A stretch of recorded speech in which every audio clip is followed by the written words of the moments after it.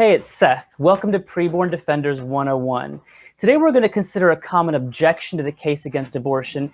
And to do that, I want to take you with me to Marion Franklin High School in Columbus, Ohio, where the Created Equal team recently had outreach for students there. And an angry teacher told me that he loves that high schoolers have abortions, and then he gave me today's objection. Let's watch together. Hey, I teach here. Cool. What do you teach? Are you guys actually allowed to show this disgusting crap to our children? This is America. Freedom of speech allows. It's not freedom of speech. You're lying. What do you mean? I know what these websites are all about. I know what you guys tell kids. What do we tell kids? I'm not going to get into it. How do we lie? I'm asking you to leave. And if you don't, I'll let the administrators know that you guys are out Yeah, there you can do that, with certainly. These disgusting pictures. Right, because in America, high schoolers are having abortions. If you're going to have an abortion, I love that they have abortions. Why do you love that? Because then they don't have to take care of a child when they should be going to college. Now let's set aside his ad hominem attacks against people like you and like me and focus on the meat of his objection. He says students need abortion to stay in school. Now, I don't know about you, but when I hear that, there are two things I try to do. First, I want to use an illustration to build common ground with this individual. And then secondly, I use that point of agreement to show that both he and I should oppose abortion. So first, the illustration. I like to ask gentlemen like this to imagine a high school graduate on her way to college, but the summer before classes begin, she gives birth to a baby. Now, what if looking at that baby's face and her arms, she thinks about the baby and classes coming up and how hard life is going to be? Would it be morally permissible for her to kill that baby in her arms to more easily stay in school?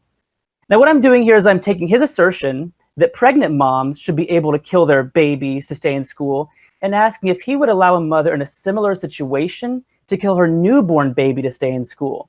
Now, when I ask that, I usually hear, no, of course not, because we all know that newborn babies, no matter how disruptive they may be to your class schedule, we shouldn't kill them. I mean, kids do change our lives, right? I'll never forget when my wife and I had our first daughter was born. We were instantly in love with her. But I'll also never forget that first night in the hospital, hearing her cry, waking up and thinking, wow, our lives have truly changed forever. Kids do change our lives, but no matter whether they are easy or hard to raise, they're human beings, and we shouldn't intentionally kill innocent human beings. But before I get back to abortion, I want to underscore this common ground we now have. I'll say to the gentleman, so you and I agree that that woman with the newborn baby in college, she has generally three choices. She could continue to care for the child, she could pursue adoption, or she could kill the child. Now, you and I agree that one of those choices is immoral, killing the newborn baby. And then I go back to abortion. I'll say pregnant moms have the same three choices. They can continue caring for the child in utero, they could pursue adoption, or they could kill the preborn baby.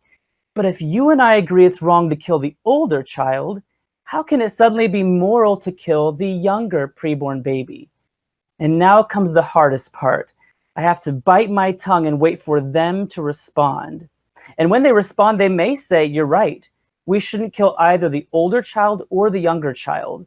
Or they may try to cite some difference between preborn baby and born baby that justifies killing the younger one, but not the older one. Another day, we'll spend time looking at those differences they cite to see how they don't make it permissible to kill the younger baby. But in the conversation, here's the point we want to underscore.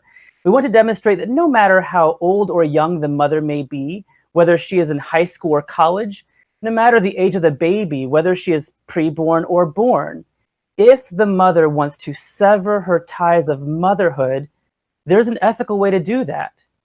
But it's not in severing the baby's body limb from limb.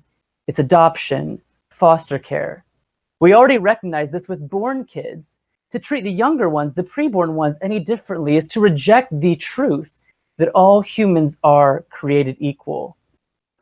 So next time we'll go deeper into this, but until then, settle the facts, create dialogue, be a preborn defender.